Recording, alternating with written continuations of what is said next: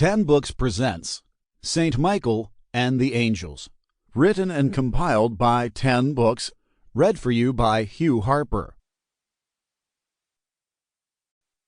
St. Michael and the Angels, a month with St. Michael and the Holy Angels.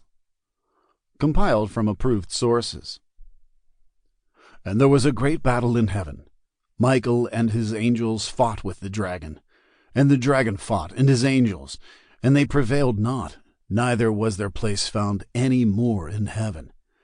And that great dragon who was cast out, that old serpent, who is called the devil and Satan, who seduceth the whole world, and he was cast unto the earth, and his angels were thrown down with him.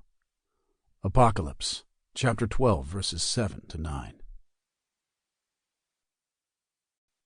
Introduction. Glory to the blood of Jesus.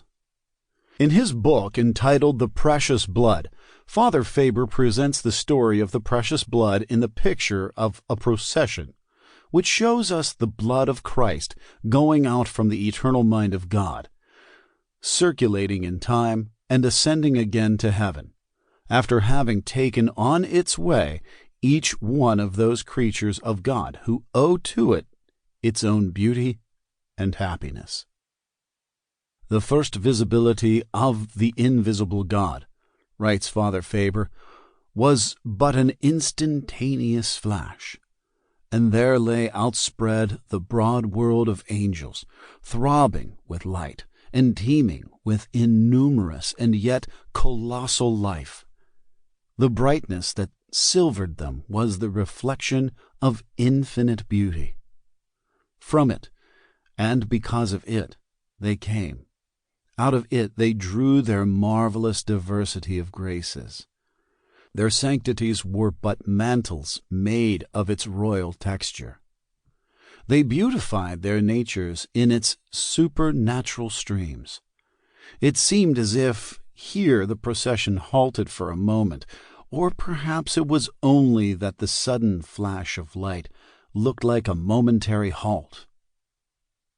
The new creatures of God, the first created minds, the primal offspring of the uncreated mind, were bidden to fall in and accompany the great procession. Oh, it was fearful, that first sight outside the immense serenity of God. Then truly, too truly, there was a halt, as if homage and obedience were refused. There is a gleam, as if of intolerable battle, and a coruscation of archangelic weapons and Michael's war cry, echoing the first created cry among the everlasting mountains. A third of that creation of purest light has, it is maintained, refused to adore the incarnate Word, and is flung speedily into the dread abyss, and the ranks close in, and the unfallen light now beams more resplendently with its thinner array than ever it beamed before the angel fell, and onward the procession moves. In this brilliant exposé, the eminent writer on the precious blood, with a few masterful strokes, sums up the history of the angels. Each angel, he goes on to say, perhaps had thousands of beautiful graces. To many of them, we on earth could give no name if we beheld them. But they were all wonderful, all instinct with supernatural holiness and spiritual magnificence. Yet there was not a single grace in any angel which was not God's free gift, and which is not also its type and counterpart in the precious blood.